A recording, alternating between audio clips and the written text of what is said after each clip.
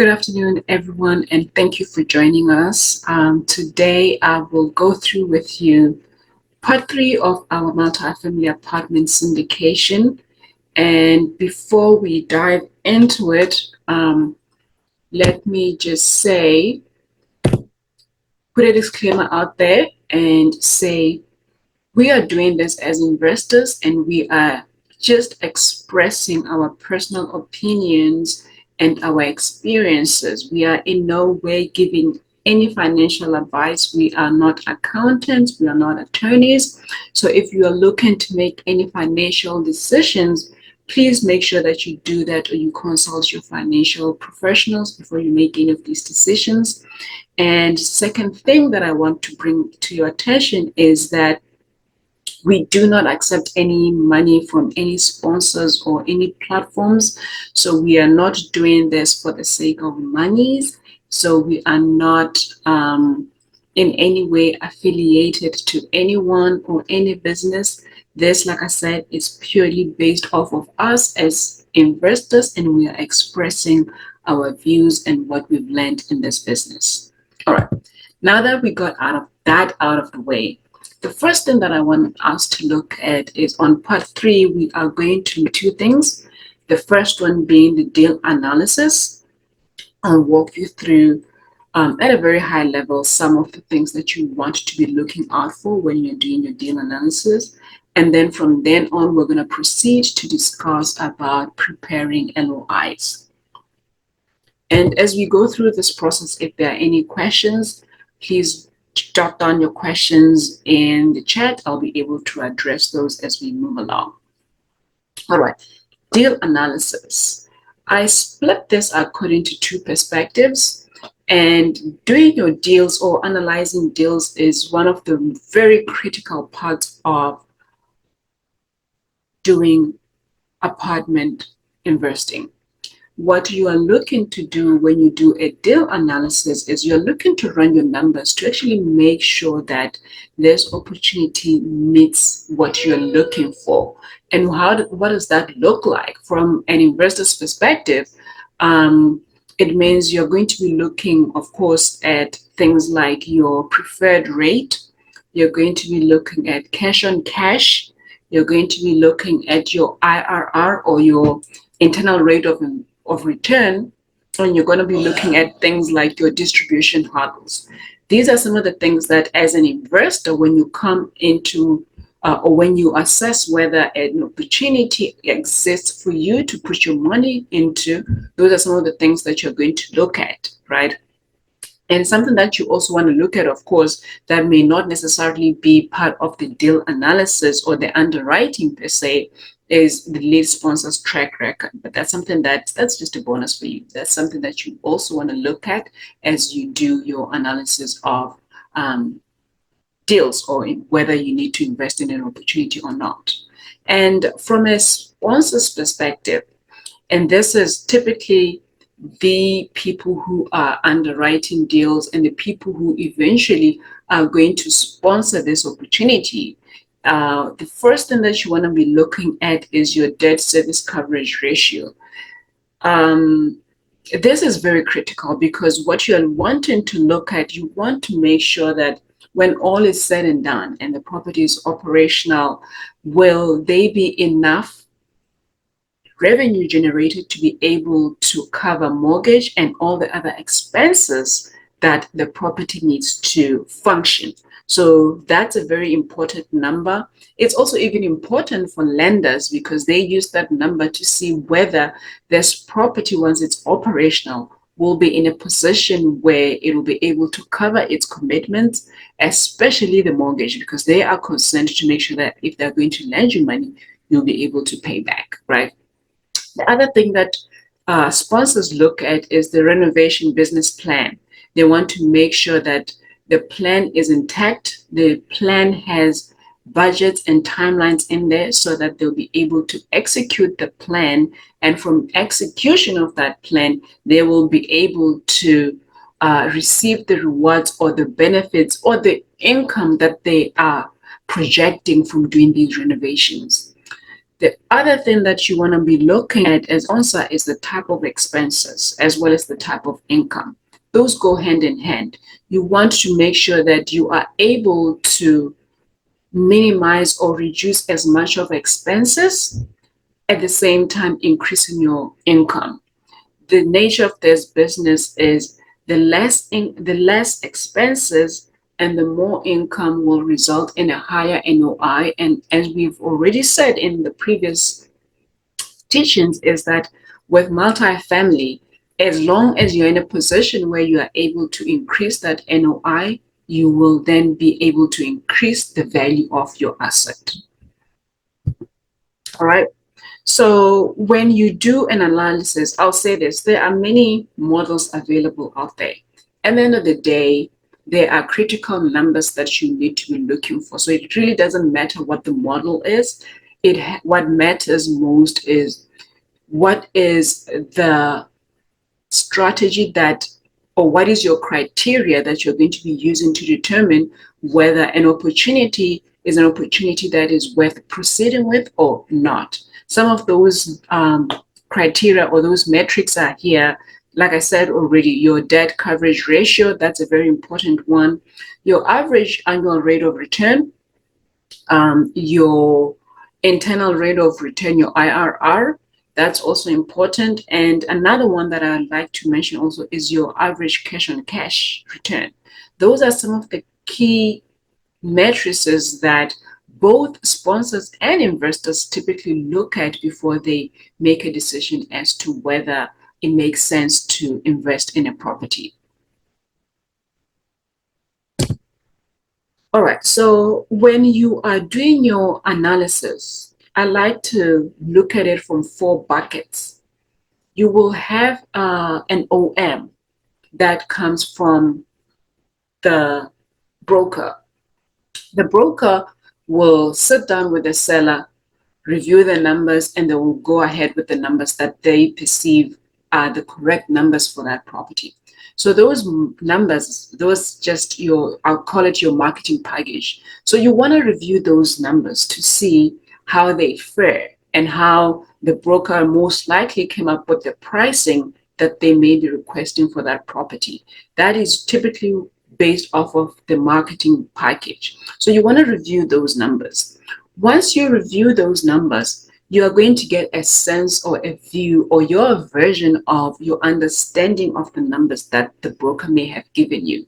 You want to jot down all those numbers as well to see, okay, do these align? Am I understanding what the broker here is trying to tell me with these numbers?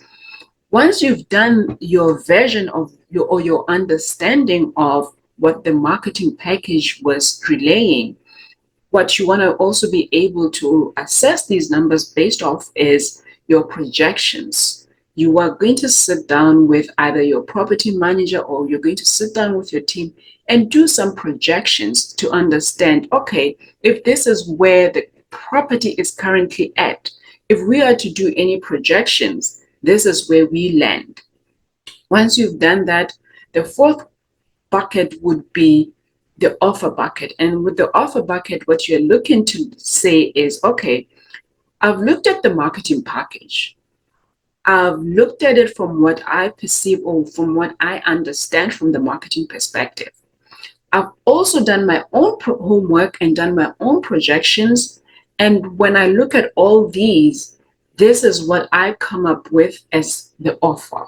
And that's the column that typically you're going to use when you make the offer for this property. And your projection is what you're going to be using. Start that off as your year 1, after you acquire the property, to now say, okay, these are the projections that I was making. Now let's start seeing if we can execute and grow from these projections.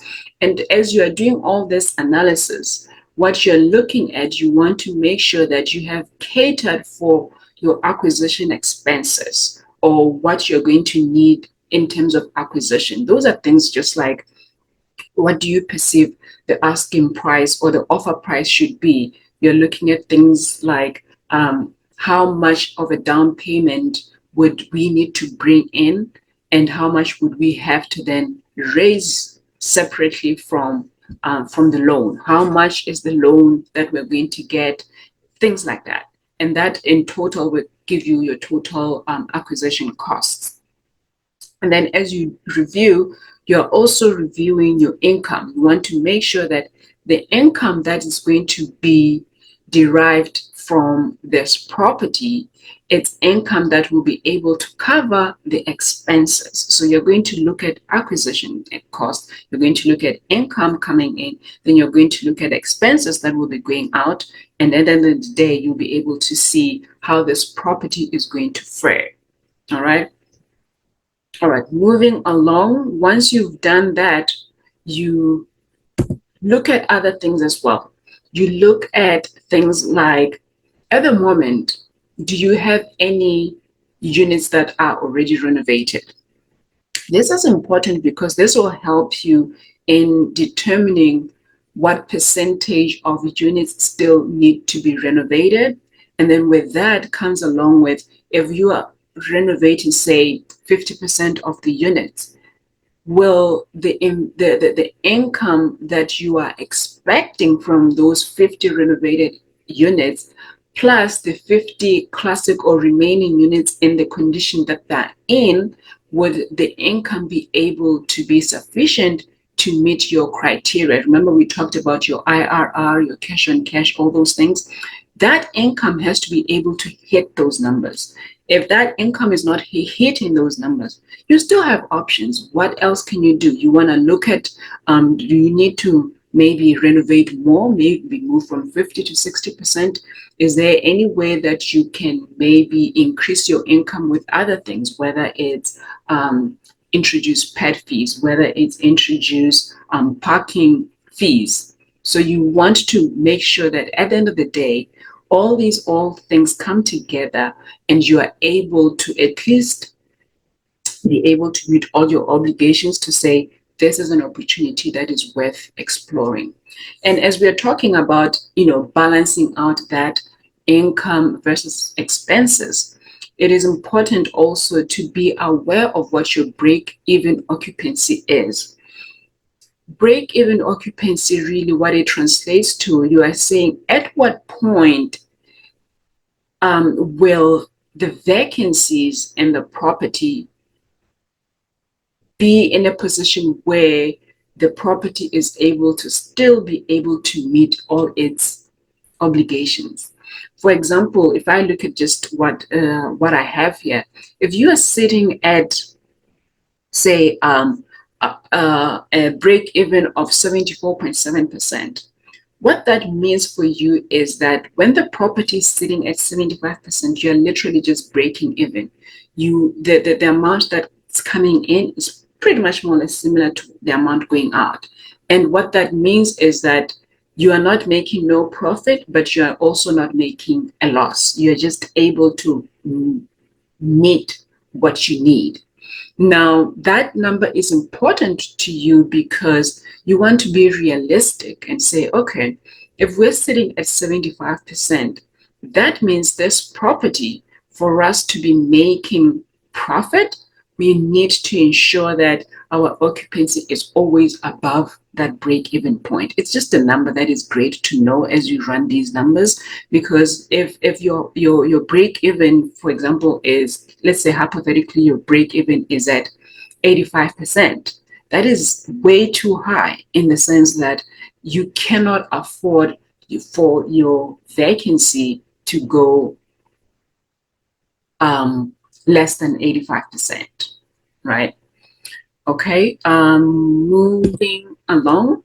As you are doing your analysis as well, one of the things that's important to be constantly looking at that goes hand in hand with what we talked about in the beginning, which is your criteria.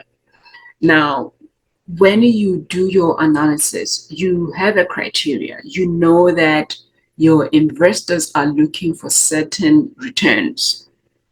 And in this example here, for example, let's say that your investors are looking for that 9% preferred return.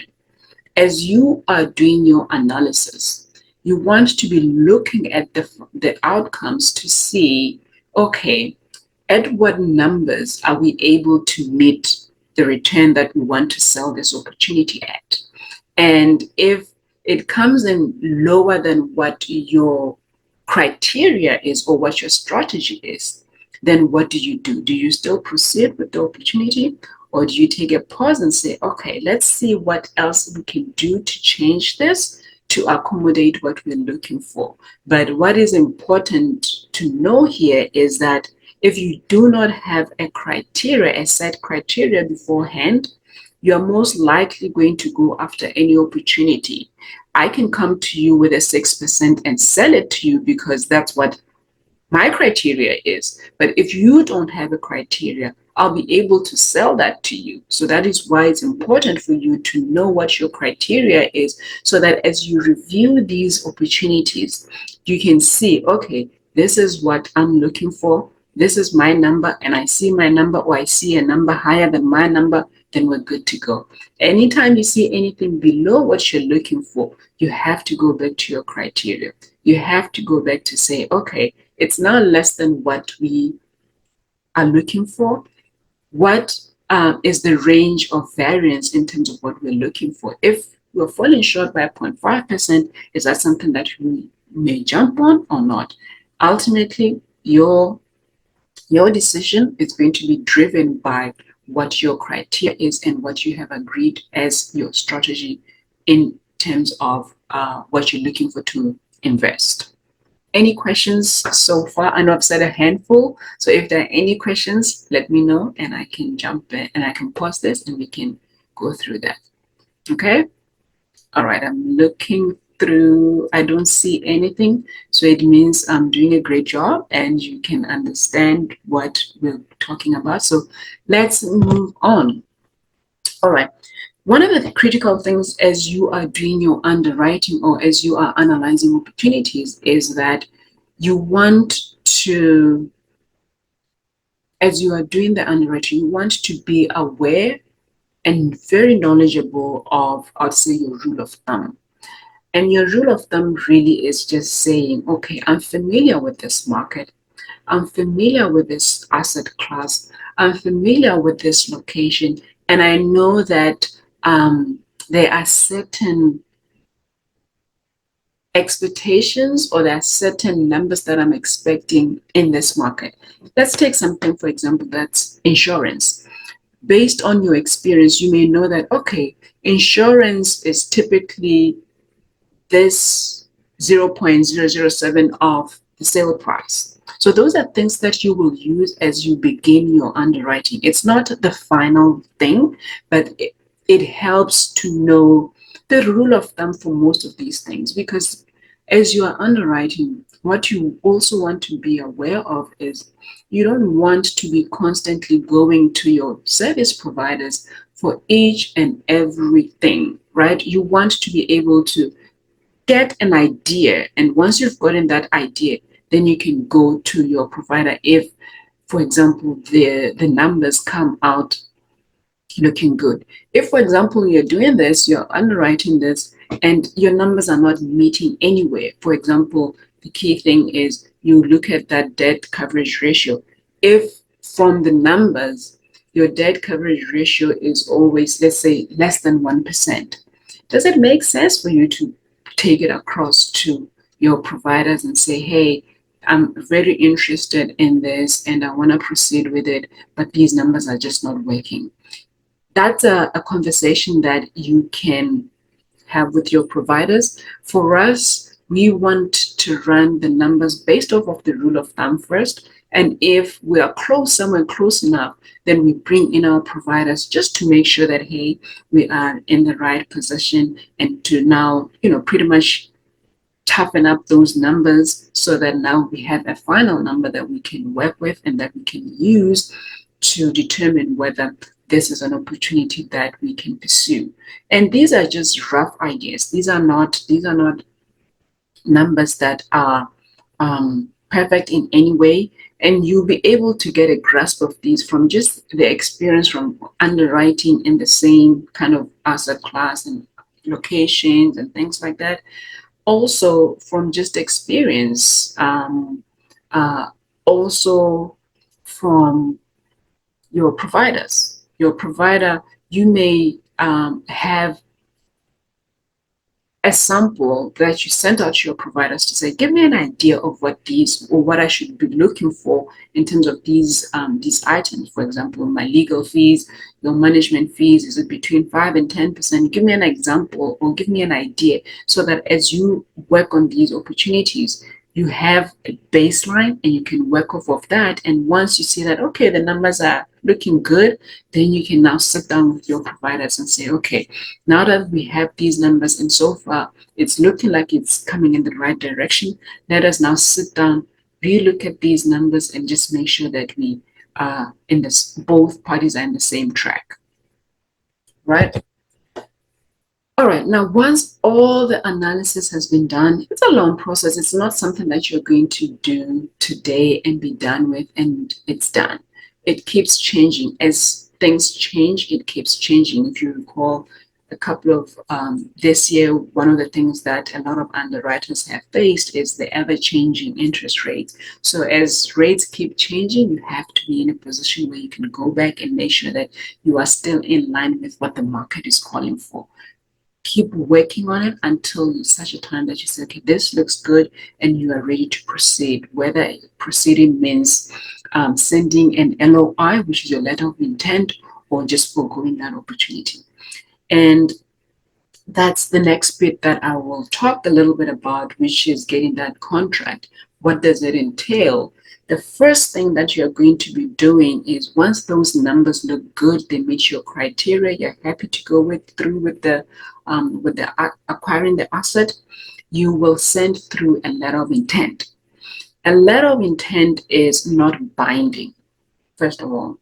So what a letter of intent does is it opens that opportunity for you to now go perform a due diligence to really now get answers to see whether the numbers that you worked with make sense and whether this is an asset that you would be willing to go ahead with and purchase. So you're going to be doing your financial audit. You're going to assess the condition of the property. You're going to pretty much do a market survey. You will look at your leases and audit those leases to see if there are any discrepancies from what they gave you initially and where the asset is at the time that you perform your due diligence. It gives you an opportunity as well to work through all these units and make sure that it tallies. For example, if the lease audit says there are 10 vacant units, is that what you're seeing as you walk through the units? You do your site survey, you do an appraisal for the property to see what value is the property appraises for. These are things that you will perform once you've done an LOI and the selling or the sellers have actually agreed to sign your LOI to give you that permission to go ahead and proceed. Now, after all these things have been done and there's an agreement or you've negotiated and there's an agreement, you start working towards your purchase and sale agreement. You work through that. And as you're working through that, that's also a good time when you are also working through the financing bit of it. I've seen people say, well, you don't really want to start getting your financing in order until you know that you have a PSA. But I like to say you are better off going back to your investors and saying, we did after further analysis, we couldn't come to an agreement, so we are no longer going to go through with this deal, versus signing a PSA and now you are not in a position where you are able to raise all the funds that are needed to close on the property. So make sure that as you are going through all these things, you constantly are having those communication with your investors to let them know, we just found a great opportunity. We are going through the due diligence. This is where we are in the process, just so that they are aware that there is something coming. And when you are ready, you can now start raising those funds. Similarly with the bank, as you are doing the underwriting, the analysis of the opportunities, you will have communication with different lenders. They're going to give you quotes so you can understand what the terms would look like, and you're going to make sure that those terms are modeled in your underwriting. That will help so that by the time you make an agreement and you finalize on a purchase and sale agreement, all these things are not being started afresh. You are pretty much just continuing and going back to your lender to say, okay, we now have a finalized agreement.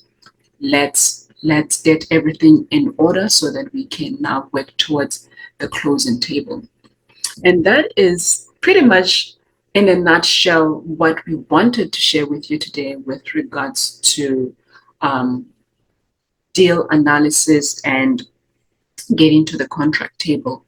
And as I said, it's a process. It takes a while, it takes time. But what I want you to leave this meeting with is the understanding that as long as you have a set criteria beforehand, you know what you're working towards. As you're doing your analysis, you know what to look out for.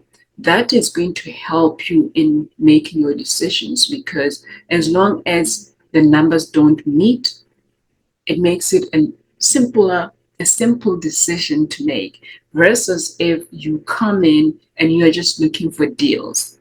A deal can be a 6% preferred income. It can be a 9% preferred income. It just boils down to what are you comfortable with, what are you looking for. And once the numbers work, it's a numbers game. Once the numbers work and you're happy with it and you go through with it, then you're in a position where now you can do your due diligence, get into a PSA, and look forward to the closing. If there are any questions, that is all that I have for you today. And if there are any questions, maybe you didn't get an opportunity to ask any questions, you are more than welcome to contact us, info at valueinvestmentpartners.com. We are responsive in that email, in that address. You can send in any questions that you may have, and we would love to connect with you. If you are looking to connect with us, use the same email, connect with us. Let's compare notes and let's go out there and happy investing. Thank you and see you next time.